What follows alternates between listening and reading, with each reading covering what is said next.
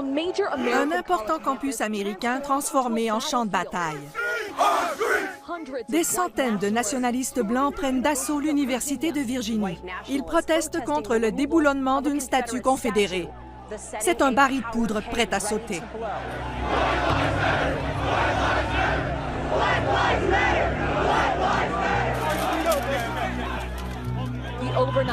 Les violences se poursuivent ce matin alors que manifestants et contre-manifestants s'affrontent à nouveau.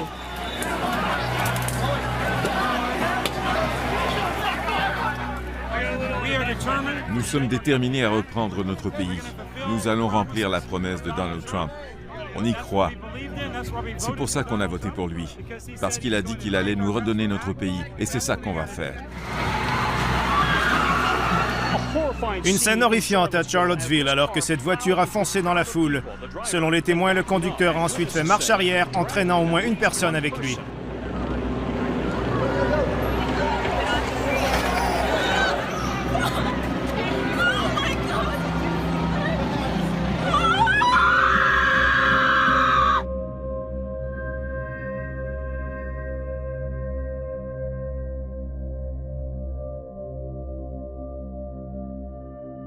We condemn in the strongest possible terms this egregious display of hatred, bigotry, and violence on many sides. On many sides. So, we want to get the situation straightened out in Charlottesville, and we want to study it. And we want to see what we're doing wrong as a country where things like this can happen. J'ai le grand honneur et l'immense privilège de vous présenter le président élu des États-Unis d'Amérique, Donald Trump. Ce qui semblait impossible au départ s'est finalement réalisé. Une marée d'Américains blancs mécontents a propulsé Donald Trump à la Maison-Blanche. Les chiffres sont saisissants. Près de 60% des Blancs ont voté pour le président élu. Donald Trump vogue vers la victoire. Qu'est-ce que ça signifie pour vous? Revendication. Plus rien n'est pareil maintenant. C'est gros, beaucoup de changements à venir. Je vais pleurer, même si je suis un adulte. Dieu vient de sauver notre pays. Les gens ont parlé d'un miracle. Pour moi, c'est un cauchemar. C'est une attaque des Blancs. Une attaque contre un pays en mutation. Une attaque en partie contre un président noir. Et c'est ça qui fait mal.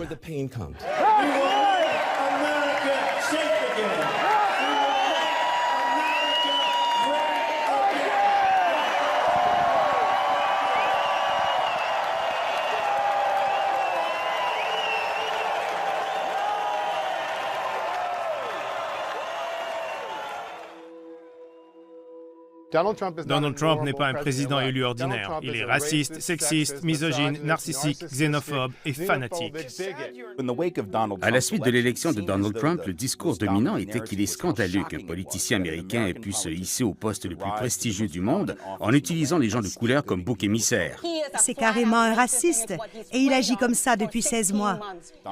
Donald Trump a dit aux Blancs de la classe ouvrière, « Oui, vous êtes frustrés, oui, vous souffrez. Et je vais vous dire d'où vient cette souffrance. Elle ne vient pas de nous. Ce n'est pas la faute des bonzes de Wall Street, pas la faute des riches qui sont propriétaires de tout, pas la faute du 1/10 de 1% qui est aussi riche que 90% des moins nantis, pas celle non plus des 38 Américains dont l'avoir net est égal à celui de la moitié des Américains les plus pauvres. Ce n'est pas nous les responsables, c'est la faute des pauvres, des prolétaires, des Latinos qui traversent la frontière.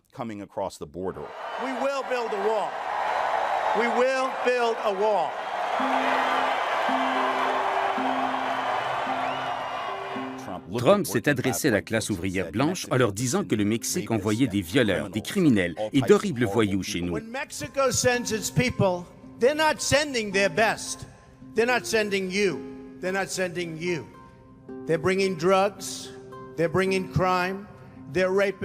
Il leur dit, si vous souffrez, c'est à cause de ces gens noirs qui vous effraient dans les villes.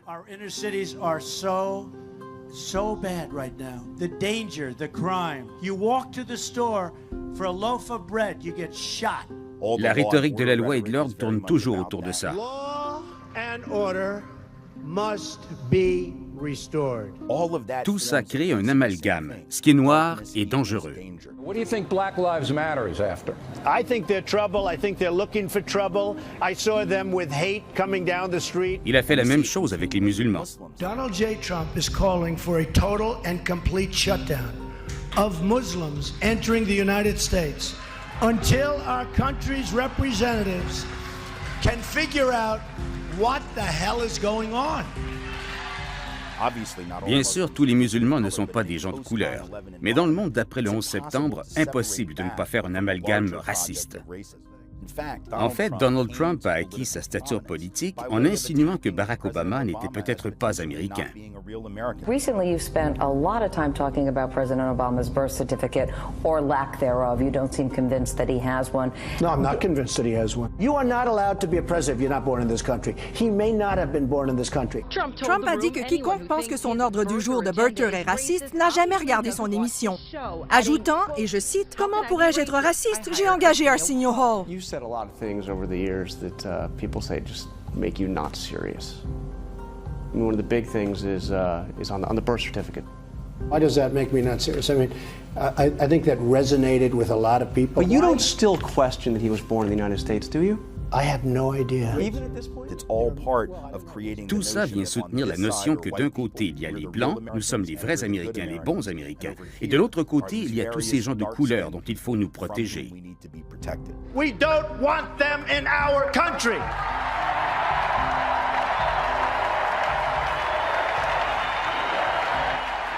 Ainsi, durant la campagne présidentielle, nombreux sont ceux, y compris chez les républicains, qui ont semblé indignés, furieux et offusqués à l'idée qu'un homme comme Donald Trump puisse se hisser au pouvoir avec un discours raciste qui ciblait des boucs émissaires. L'establishment républicain ne le considère pas comme un vrai conservateur.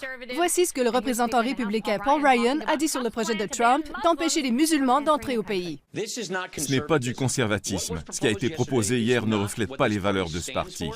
Si vous pensez que ce n'est pas anti-américain, que ce n'est pas raciste, moi je le crois. Il faut cesser d'attaquer ces différents groupes minoritaires du pays. Monsieur Trump dirige la colère des Américains au mauvais endroit.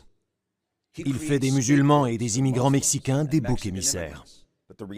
Mais en réalité, Trump n'a rien inventé en utilisant ce genre d'argument. C'est ce que les politiciens conservateurs font depuis des générations.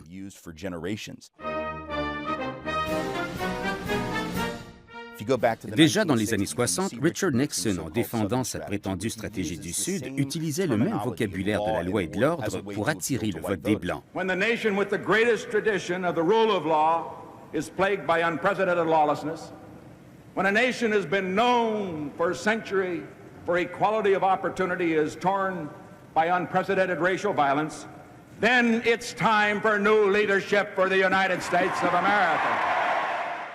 Il se sert de la loi et de l'ordre pour se justifier de sévir contre qui? Contre les Noirs dans les villes où les Blancs ont été incités à les craindre après leur bataille pour les droits civils.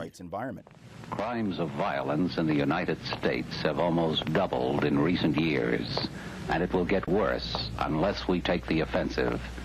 Freedom from fear is a basic right of every American. We must restore it. Dans les années 50 à 60, avant la lutte pour les droits civils, il était possible pour les conservateurs, qu'ils soient républicains ou profondément démocrates du Sud, d'utiliser un langage ouvertement raciste pour attirer le vote des Blancs. There's not enough troops in the army to force the Southern people to break down segregation and admit the Negro race into our theaters, into our swimming pools, into our homes, and into our churches. You've got to keep the white and the black separate. It is very appropriate that from this cradle of the Confederacy, this very heart of the great Anglo-Saxon Southland, that today we sound the drum for freedom in the name of the greatest people that have ever trod this earth. I draw the line in the dust and toss the gauntlet before the feet of tyranny, and I say segregation now, segregation tomorrow, and segregation forever. À la fin des années 60, ils ne pouvaient plus parler comme ça sans s'attirer des ennuis. Ils ont donc changé de vocabulaire en parlant du droit des États. It was Thomas Jefferson from this state who said himself that this republic would be dissolved by an irresponsible federal judiciary who, like a thief in the night, would steal a little bit of the rights of the states. La loi et l'ordre. And to those who say that law and order is the code word for racism, our goal is justice. Justice for every American. L'aide sociale. The reason we're a great country is not because of what government did for people, but because of what people did for themselves. Le ramassage scolaire. Opposed to busing for the purpose of achieving racial balance in our schools.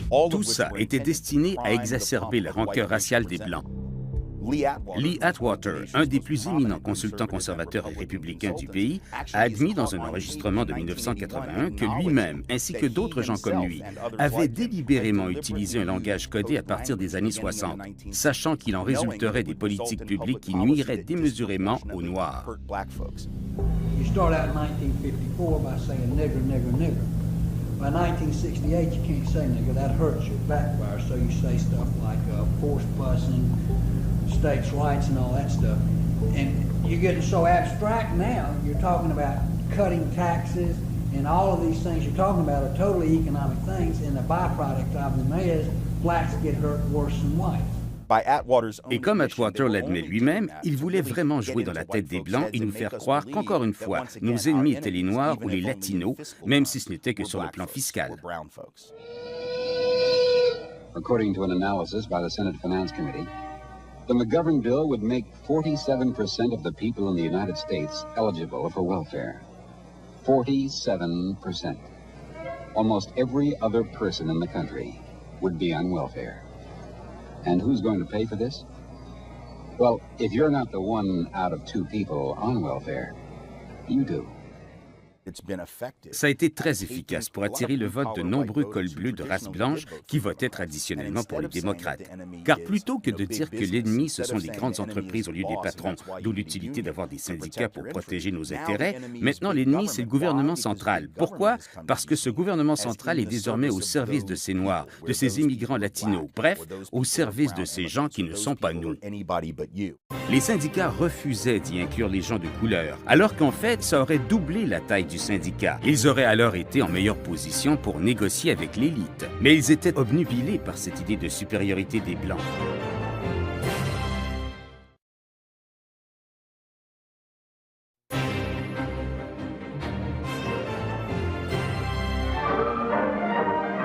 Public housing, like public schools, improves the quality of large numbers of our citizens, and so serves the general welfare.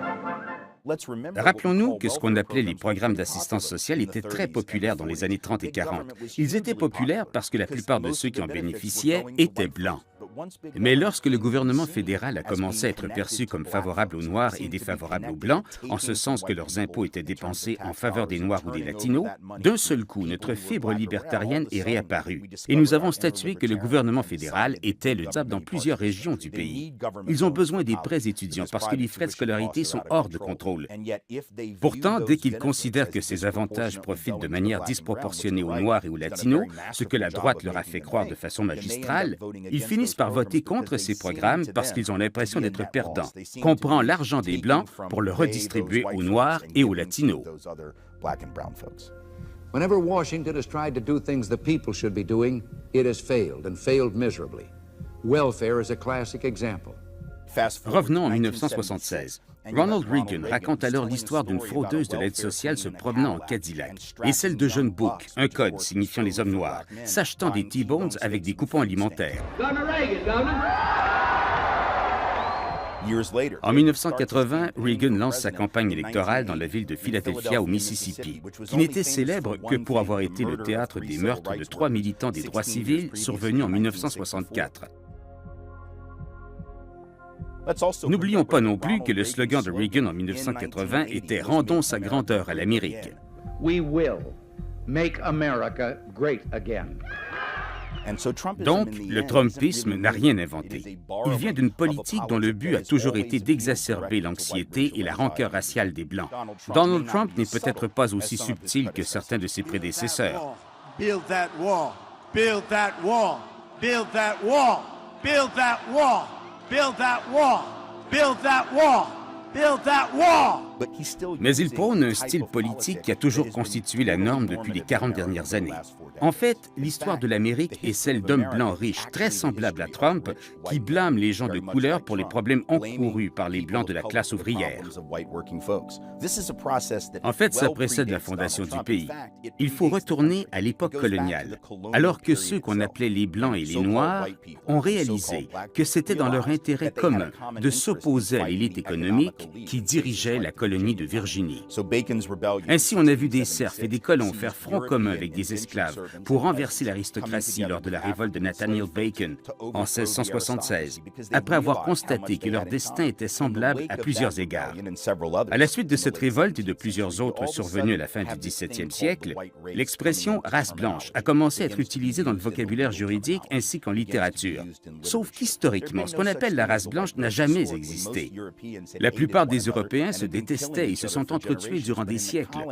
Mais dans les colonies, il est devenu nécessaire de créer cette nouvelle expression parapluie pour qu'on puisse faire croire à ces serfs et à ces colons mécontents qu'ils avaient plus de choses en commun avec les riches qu'avec ces personnes noires qu'ils côtoyaient tous les jours dans leur travail. Alors, ce qui est arrivé, c'est que l'élite a tout à coup commencé à accorder certains droits à ces Européens défavorisés. Pas beaucoup, mais le droit d'être propriétaire, le droit de vote, du moins pour les hommes, et le droit de témoigner devant le tribunal. Puis, au début de 1700, ce fut la fin du servage féodal. Ils ont déclaré « c'est terminé ». Et ils ont dit à ces pauvres gens de race blanche « vous allez maintenant participer à la patrouille des esclaves pour nous aider à garder ces gens noirs à leur place ». Ce qui a donné à ces hommes européens défavorisés un faux sentiment de pouvoir. Ils ne possédaient pas vraiment de terre, ils n'avaient aucun contrôle sur leur vie. Mais on leur avait offert de s'intégrer au système de la suprématie blanche, ce que l'auteur et activiste W.E.B. Du Bois a éventuellement défini comme le salaire psychologique de la race blanche. Vous ne faites pas vraiment plus d'argent, mais au moins vous pouvez vous considérer supérieur à ces gens que vous contrôlez. For all of you raw niggers that don't know, my name is John Tibbets, William Ford's chief carpenter. You will refer to me as master. Ultimement, l'élite a réussi à faire en sorte que ces Européens défavorisés cessent de se révolter de concert avec les Noirs. Cette stratégie s'est poursuivie durant la guerre de Sécession, alors que l'élite confédérée a rompu avec le gouvernement des États-Unis en annonçant que cette action avait pour but de maintenir en place l'esclavage et la suprématie blanche. Mais comme les riches n'avaient aucun intérêt à faire eux-mêmes cette guerre, ils ont envoyé les Blancs pauvres au front. Et ils ont réussi à les faire obéir en les convainquant que si les esclaves devenaient des hommes libres, ils leur voleraient leurs emplois et diminuerait leurs perspectives d'avenir. L'ironie, c'est que ces esclaves détenaient déjà ces emplois.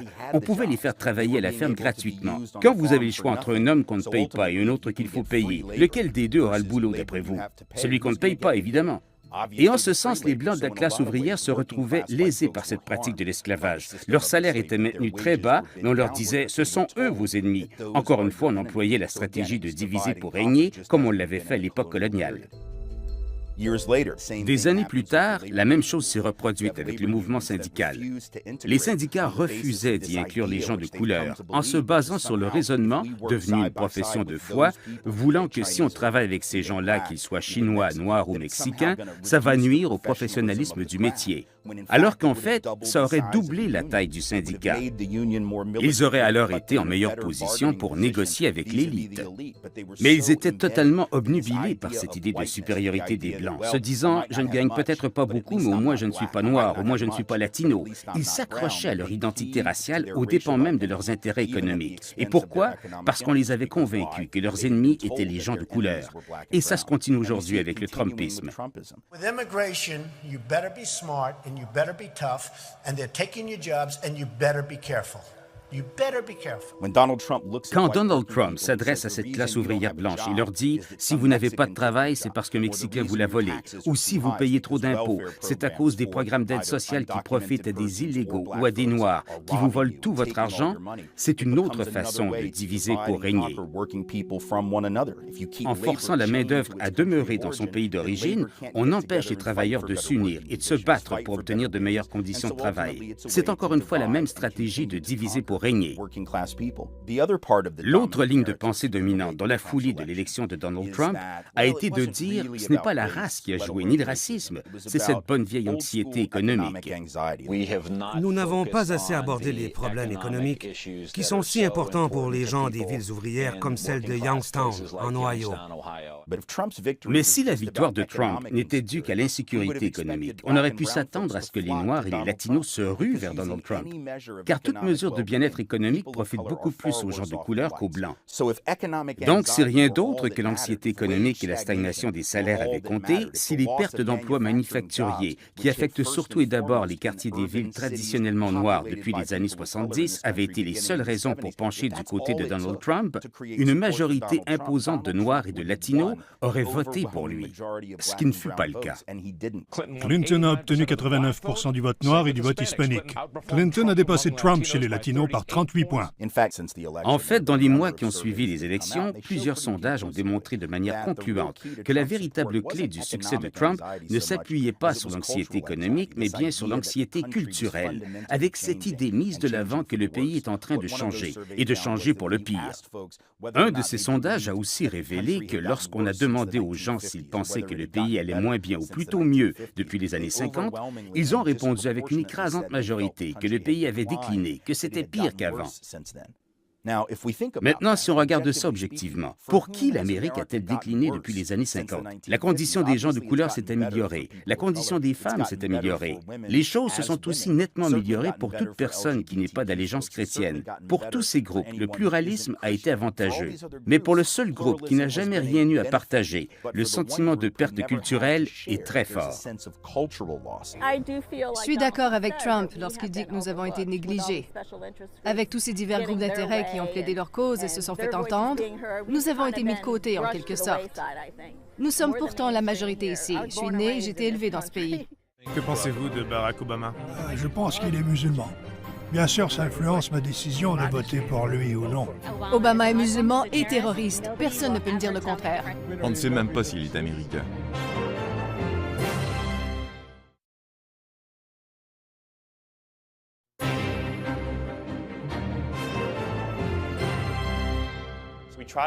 On a tenté de trouver ces électeurs souffrant d'anxiété économique, mais ce n'est pas de ça qu'il s'agit. Ils souffrent d'anxiété culturelle. Nous avons trouvé des gens qui sont contre le mariage gay, contre les droits des transgenres, contre l'envahissement par les Latinos et qui votent contre ça, contre cette image. Retenez que le slogan « Rendons sa grandeur à l'Amérique » est très distinct. Le slogan ne dit pas « Rendons sa grandeur aux emplois en usine » ou « Je veux ravoir mon emploi ». Il y a quelques années, le slogan du Tea Party était tout autre. C'était « Je veux ravoir mon pays ».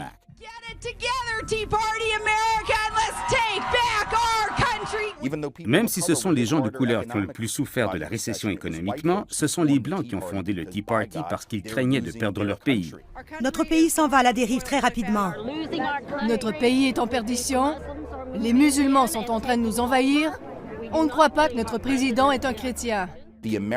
Cette Amérique qu'on connaissait dans les années 50, l'Amérique des petites villes tranquilles, l'Amérique blanche et standardisée, où les Américains blancs, chrétiens et hétéros constituaient le modèle standard de ce qu'était l'Amérique. La définition même et la référence de ce que l'Américain était a changé. J'ai terriblement peur qu'on perde notre pays. Je pense que nous sommes sur le point de franchir un point de non-retour. Et j'ai peur que les gens se rendent compte du désastre seulement quand il sera trop tard. Lorsqu'on dit que ces gens souffrent d'anxiété économique, on ne peut pas faire abstraction du fait qu'ils subissent également une perte de repères culturels. Je pense qu'il faut se tenir debout et dire « ça suffit, je ne paierai plus pour toi, je ne porterai plus tout le monde sur mes épaules, je vais me tenir debout et m'occuper de moi ». Quand va-t-on finir de payer pour notre passé esclavagiste? Combien de temps faudra-t-il les soutenir avant qu'ils trouvent un travail et s'occupent de leur famille? Je parle des gens sur l'aide sociale qui sont des sangsues pour l'économie de ce pays.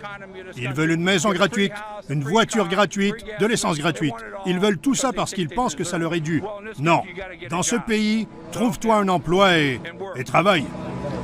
Avez-vous une baisse d'impôts cette année grâce à Obama? Je ne paie pas d'impôts. Vous ne payez pas d'impôts? Je suis handicapé depuis mon accident de camion. Si je pense que des gens traversent la frontière pour venir me voler mon emploi, est-ce de l'anxiété économique? Bien sûr, parce que j'ai peur de manquer de travail. Mais est-ce différent de l'anxiété raciale, culturelle et ethnique? Ou est-ce interrelié? Tu viens d'où, toi? Je viens du Jalisco, au Mexique. Retourne donc au Mexique, espèce de lâche. C'est moi le lâche? Oui, c'est toi. Moi lâche? Je suis venu ici tout seul. T'es rien qu'un lâche. Je suis entouré de Minutemen et c'est moi le lâche. Il se passerait quoi si j'allais dans ton pays, hein? T'es juste un lâche qui profite de notre système. Retourne d'où tu viens. Je suis originaire d'ici, moi. Je suis un indigène du continent. Retourne donc au Mexique, la coquerelle. Retourne en Europe, toi. Quoi? Retourne en Europe, le raciste. Je suis né ici, pauvre con. Cette exposition à des courants pluralistes en a énervé plusieurs et a permis aux politiciens, particulièrement ceux de droite dans ce cas-ci, de tirer avantage de ce sentiment de perte et de décentrage face à ce qui était, depuis toujours, l'essence même de l'américanisme. We are going to take our country back from those people. Rappelons-nous qu'un des plus importants facteurs de ce ralliement précoce à Donald Trump s'appuyait sur la rumeur qu'Obama était peut-être musulman et qu'il n'était peut-être pas né en Amérique. Je crois que les croyances religieuses de Barack Obama influencent sa politique étrangère. Et quelles sont-elles? Il est musulman. Vous croyez? Oui. Combien d'entre vous croyez ça ici? Wow. Que pensez-vous de Barack Obama? Je pense qu'il est musulman.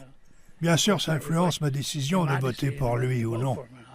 Obama est musulman et terroriste. Personne ne peut me dire le contraire. On ne sait même pas s'il est américain. Il soutient les terroristes, c'est sûr. Il agit comme un musulman, il parle comme un musulman. Il suit les règles musulmanes aussi, comme pour ses bijoux. Ses bijoux? Oui, certains mois de l'année, il ne porte pas son alliance. En fait, c'est comme bâtir une maison. Tant que la fondation n'est pas coulée, la maison n'existe pas. Si les assises du Trumpisme sont qu'Obama n'est pas né aux États-Unis, si Trump attaque les Mexicains dès sa première conférence de presse dans sa course à l'investiture, même s'il aborde aussi 3 autres sujets dont la perte d'emploi et la politique commerciale, ça ne change pas le fait que la fondation de sa maison repose sur le racisme et l'animosité raciale. Et ça se répercute sur tout le reste.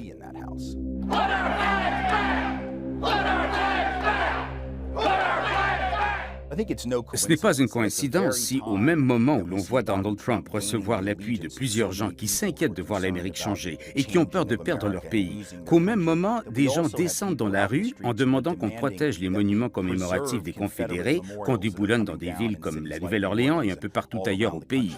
Des protestations ont éclaté à la Nouvelle-Orléans quand la ville a décidé d'enlever ses monuments. Ces monuments célèbrent des États confédérés, romancés et aseptisés qui ne tiennent pas compte des morts ni de l'esclavagisme. Ce débat a lieu à la suite des meurtres racistes de 9 Afro-Américains dans une église noire historique de Charleston. On peut voir le suspect Dylan Roof sur ses photos où il tient un drapeau confédéré. Je reviens de ma pêche matinale. Je remonte de la rivière et je vois ça. Une démonstration pareille après la tragédie qu'on a vécue et que personne ne mentionne. Ces gens qui agissent comme ça, ce sont des gens mauvais, croyez-moi. Nous avons un groupe de personnes qui, sans surprise, sont presque toutes des partisans de Trump, appuyés par des partisans de groupes encore plus à droite, qui demandent la remise en place de ces statuts en disant qu'en diminuant leur importance et le rôle central qu'ils ont joué dans l'histoire américaine, on attaque en quelque sorte la race blanche elle-même. C'est une tentative de nettoyage ethnique des Blancs? Oh oui, assurément. Donnez-moi un exemple. 2 projets de loi proposent actuellement de démolir ou de retirer tous les monuments confédérés sur les terrains du siège de l'État. C'est une menace directe contre vous? C'est une menace contre toute notre culture. Cette résistance des États confédérés était une résistance contre l'abolition de l'esclavage. C'était un mouvement pour maintenir en place la suprématie des Blancs. C'est directement relié à ces drapeaux agités lors des rassemblements de Donald Trump, où il parle de construire un mur à la frontière du Mexique, de réprimer la prétendue criminalité noire dans les villes, ou de s'en prendre aux musulmans. La rhétorique est pratiquement la même, et la mentalité aussi. Avez-vous voté? Oui, j'ai voté. Pour qui? Trump. Vous appuyez Trump? Oui, parce qu'il va renverser la situation et sauver notre pays. Le sauver de quoi? Du terrorisme, des immigrants. Il y a du racisme dans ce pays. C'est du racisme contre les Blancs. Redonnons sa grandeur à l'Amérique. Rendons la blanche. Pourquoi Donald Trump a-t-il gagné? Plusieurs se posent et nous posent la question. Eh bien, sa victoire, il la doit en grande partie aux hommes blancs. Il faut aussi souligner que même si une majorité de femmes blanches ont voté pour Donald Trump, ses appuis ont été beaucoup plus élevés chez les hommes blancs. On pense à ces hommes blancs des villes désindustrialisées qui ont voté pour Trump, même s'ils faisaient partie de la classe ouvrière. Historiquement, ils ont toujours cru, si je travaille fort, que je fais bien les choses et que je respecte les règles, mes enfants seront en meilleure position que moi, et leurs enfants encore plus. Ils avaient ce sentiment de pouvoir grimper dans l'échelle sociale. Frank came here from Italy 45 years ago.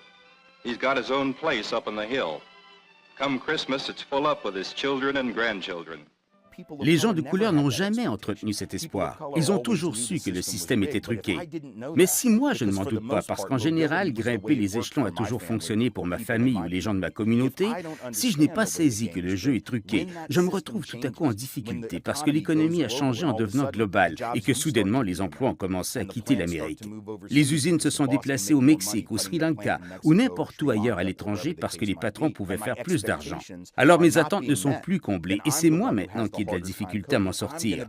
Je décide donc de me tourner vers ce genre de politicien pour trouver une réponse à la douleur, à l'insécurité, à l'anxiété et au stress que je suis en train de subir. Pour qui votez-vous? Donald Trump. Pour qui votez-vous? Donald Trump. Donald Trump. Aucun doute. Aucun doute. Aucun doute. Et sur quoi basez-vous votre décision?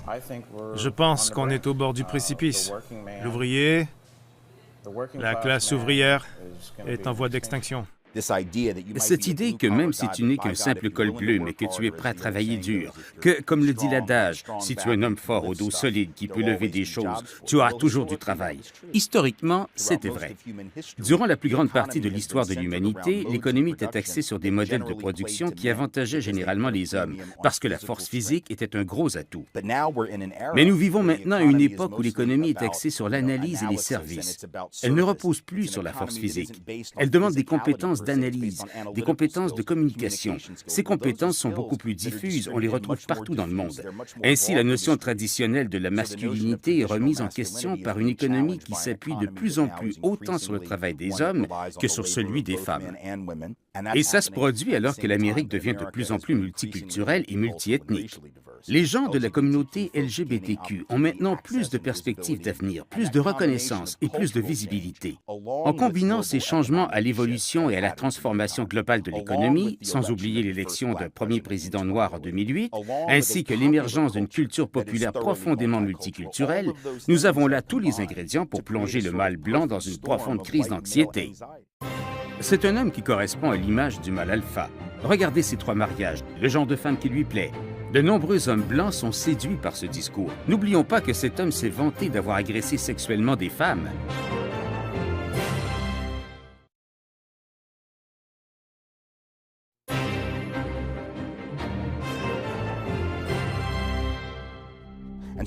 Vous avez donc des politiciens qui ne jouent plus seulement la carte de l'appartenance à la race blanche, mais qui font aussi appel à cette virilité dite traditionnelle. Donald Trump en est l'exemple parfait. C'est quelqu'un qui, à tous égards, envoie aux hommes blancs le message qu'ils doivent retrouver leur virilité dominante. Regardez ce qu'il a dit en campagne électorale. I'd love that. Mr. Tough Guy. He wants to bring me to the back of the barn. Oh. This is a tough business to run for president. I know you're a tough guy, Jeb. And we need to have a leader that is progressive. Il rit de ses adversaires en attaquant leur virilité. This little guy has lied so much. Now, I've met much tougher people than Ted Cruz. He's like a baby compared to some of the people I have to do. He is like a little baby. Soft, weak little baby. He's a pussy. That's terrible. Terrible. Here's another one. Go home to mom. Go home to mom. Il va rire d'un opposant en disant « Retourne chez maman, retourne chez maman ». Go home to mommy. Go home to mommy. Tell her to tuck you in bed. À certains moments de sa campagne, Donald Trump a dit à la foule « Allez lui donner une bonne raclée, et si vous le faites, je paye les frais d'avocat ». I love the old days. You know what they used to do to guys like that when they were in a place like this? They'd be carried out on a stretcher, folks. Like to punch him in the face, I'll tell you.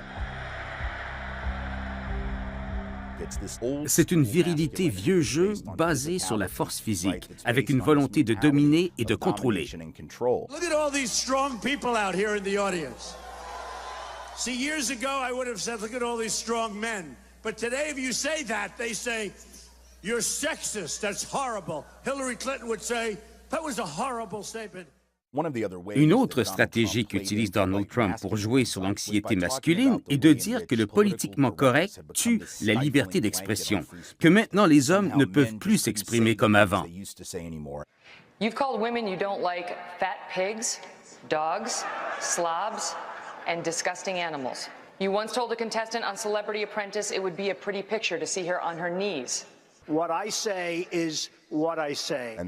De nombreux hommes blancs sont séduits par ce discours.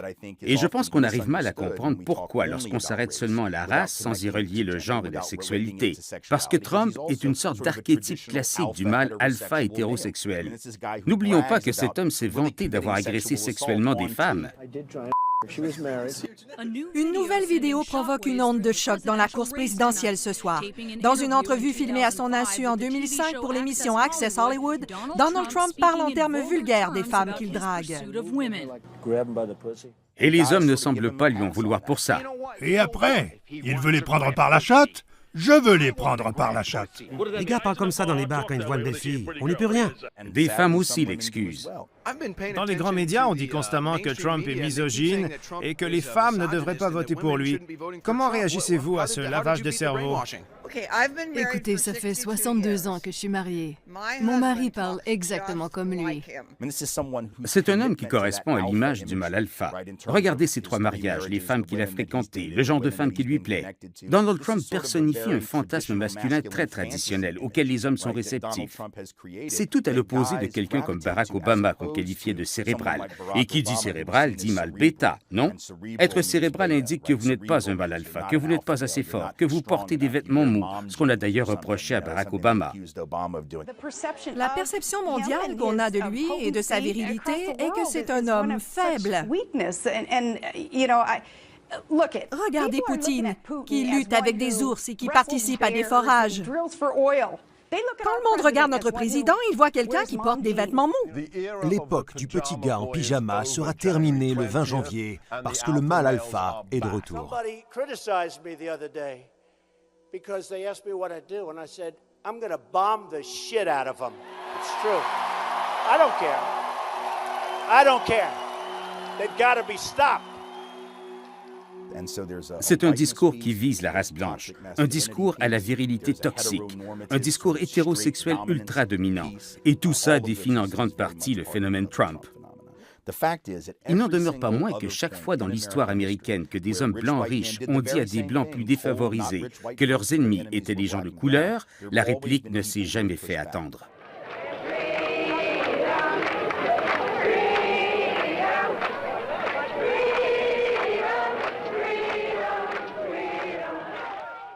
En fait, plusieurs des choses qu'on tient pour acquises aujourd'hui et qui sont remises en question par la droite ont été obtenues par de chaudes luttes de militants progressistes des générations passées, tant blancs que de couleur.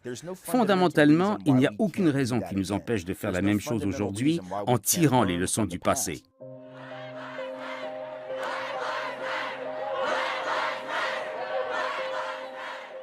Des militants des Black Lives Matter et de BYP 100, Jeunesse Noire en Action, mènent cette lutte.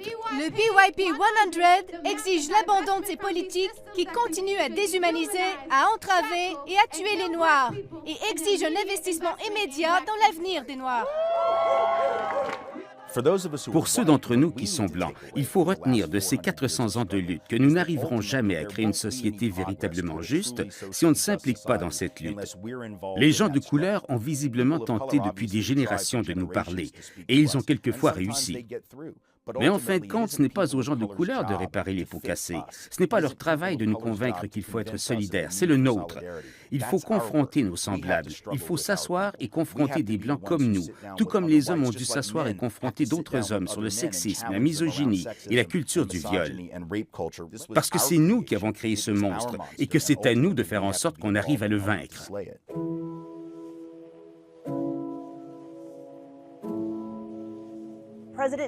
Le premier jour de la présidence de Trump a donné lieu à l'une des plus grandes manifestations inaugurales de l'histoire américaine. La bonne nouvelle, c'est que depuis son élection, Donald Trump a dû affronter un vaste mouvement d'opposition. Et ce n'est pas seulement ici, dans la capitale nationale. Partout au pays, des millions de gens sont descendus dans les rues, de Los Angeles à Saint-Louis, de Chicago à Boston. Ce sont des centaines de milliers de personnes, issues non seulement de ces traditionnelles communautés militantes des côtes du pays, mais aussi du centre des États-Unis. 15 000 personnes à Nashville, Tennessee, des milliers d'autres à Des Moines, Iowa, des gens de partout au pays qui proviennent de communautés non reconnues pour leur activisme progressiste ou radical, qui manifestent et qui exigent des politiques différentes de celles proposées par le Trumpisme. Ceux qui défendent encore la suprématie du mâle blanc hétérosexuel et patriarcal n'ont qu'à bien se tenir. Ce n'est que le début. Et comme le disait l'unique Ella Baker, pour nous qui croyons à la liberté, il n'y aura pas de repos tant qu'elle ne sera pas nôtre. Il existe des mouvements comme le SURJ, Debout pour la justice raciale, un mouvement antiraciste blanc composé de 125 chapitres présents partout au pays, où des Blancs vont dans des communautés blanches pour discuter de la brutalité policière qui vise les Noirs. Nous allons vivre une période difficile dans cette communauté et ce ne sera pas agréable, surtout pour ceux parmi nous qui sont blancs. Mais c'est nécessaire. Ça prend une bonne dose de courage pour faire ça, un niveau d'engagement qu'on n'a pas vu depuis longtemps dans les communautés blanches. D'une part, le Trumpisme a mené à la montée manifeste du nationalisme blanc, ce qui pose évidemment problème. Mais comment se fait-il que lorsque 300 suprémacistes blancs et nationalistes manifestent dans des endroits comme la Virginie, ça fasse la une des journaux? Alors que d'autre part, quand des milliers de Blancs du SURJ qui prônent la justice sociale visitent des communautés blanches pour combattre la suprématie blanche, on n'en entend jamais parler. Parce que c'est difficile pour nous de voir exactement à quoi ressemble ce groupe d'alliés blancs. Pourtant, il est là, tout comme ce regroupement de mâles blancs. Et nous devons nous impliquer, nous devons mettre fin à cette tendance de 400 ans qui nous pousse à nous identifier à la couleur de notre peau au détriment de notre humanité. Quand on visite le musée afro-américain de l'histoire et de la culture afro-américaine à Washington, c'est là qu'on réalise la progression de la résistance. On réalise que devant des écueils bien pires que ceux d'aujourd'hui, les Noirs, avec souvent très peu d'alliés blancs et de solidarité blanche, sont parvenus à vaincre la violence de l'esclavage, à vaincre la violence du lynchage, à vaincre la violence de la ségrégation et à gagner plusieurs batailles, peut-être pas en nombre suffisant, mais qui se sont avérées être de grandes victoires. Grâce à ces exemples, nous pouvons voir ce qu'il nous reste à accomplir. Nous pouvons puiser des forces dans le courage de ces gens qui ont combattu des monstres beaucoup plus gros et beaucoup plus menaçants que ceux que représente Donald Trump ou le mouvement dont il fait partie. Let us march on segregated schools. Until every vestige of segregated and inferior education becomes a thing of the past. Let us march on poverty. Let us march. Until no American parent has to skip a meal so that their children may eat. Yes, sir. Let us march on ballot boxes. Yes, march. March on ballot boxes until race baiters disappear from the political arena. Let us march on ballot boxes until the misdeeds of bloodthirsty mobs will be transformed into the calculated good deeds of orderly citizens. Let us march on ballot boxes until the Wallaces of our nation tremble away in silence. Let us march on ballot boxes until we send to our city council, state legislatures, and the United States Congress men who will not fear to do justly, love mercy, and walk humbly with our God. Let us march on